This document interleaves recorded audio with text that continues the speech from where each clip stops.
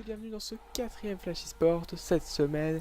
Au sommaire, on va commencer par les différents teams qui sont qualifiés au World ainsi que leur groupe. On va continuer avec le planning de cette semaine qui est marqué par le début des Worlds ainsi que le patch 5.19 et un petit best-of de cette fin de saison 5. On commence donc tout de suite par le groupe A, le groupe qui selon moi est le plus faible avec Counter G Gaming avec au top Zyos Spartan, en jungle Xmiti et Huhai, en mid lane Pobelter, en AD carry Double Lift et en support Afromo. Au niveau des Coup Tigers, on aura donc Smeb, Hojin, Kuro, Prey et enfin le très bon Gorilla.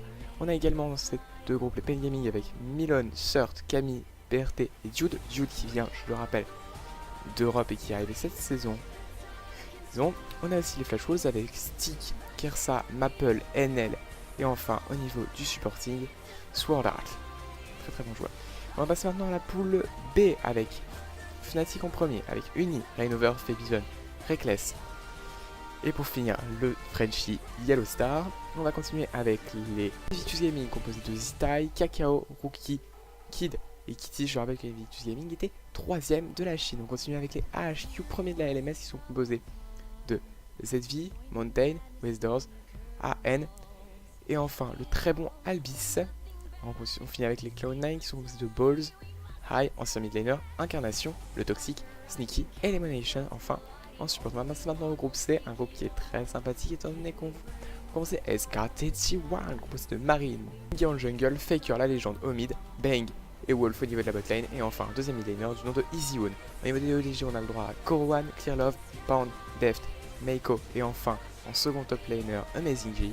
On continue avec les H2K, les seconds européens qui sont composés de Odoamne, Lulex, Ryu, ancien coréen, Yarnan et enfin pour finir Cassing en support. On finit ce groupe avec les Bangkok composés de Warlock, 007, J4, Lloyd en AD carry et enfin au niveau du poste de support Moss. On passe désormais au groupe D avec pour commencer les KT All-Stars composés de Sunday excellent au top, Score en jungle, Nani au mid, Arrow excellent AD carry en ADC et enfin Picaboo en support. On va passer au HD Gaming avec Akon au top, TBQ en jungle, l'énorme Godvi au mid, Imp, ancien champion du monde en AD carry et Pile en support. On va continuer avec TSM, avec Tyrus au top, Stentorian en jungle, Byaxen au mid, Whale Turtle en AD carry et Lustboy en support. On va finir ce groupe avec Origen qui est composé de Soaz, Amazing, XPK, Niz et enfin Mitty au niveau du poste de support. On passe maintenant au planning des Worlds de cette semaine avec pour la première journée on va commencer par un Fnatic Invictus, puis Cloud9 HQ, puis SKT T1 H2K, Edward Gaming Bangkok Titans, Counter G Gaming Flash Wolves et enfin Pen Gaming versus Coup Tigers. Au niveau de la deuxième journée, quant à elle, on aura le droit pour commencer à un KT All-Star TSM, puis un LGD Oregon, enfin un Bangkok Titans SKT T1, suivi d'un H2K Edward Gaming, ensuite un Flash Wolves Coup Tigers, on finira par un très beau CLG Pen Gaming. Au niveau de la troisième journée, on aura le droit à un EDG SKT T1, puis H2K Bangkok, ensuite LGD KT All-Star, Oregon TSM, Invictus Leona et enfin un AHQ Fnatic. On va passer maintenant à la dernière journée, la quatrième, avec un TSM LGD, KT All-Star Oregon, plutôt sympa, Invictus AHQ, sympathique aussi, Cloud9 Fnatic, EU vs NA, ensuite un Coup Tigers vs CLG, et on finira par un Pen Gaming vs Flash Wolves avec un niveau plutôt détendu pour la finale.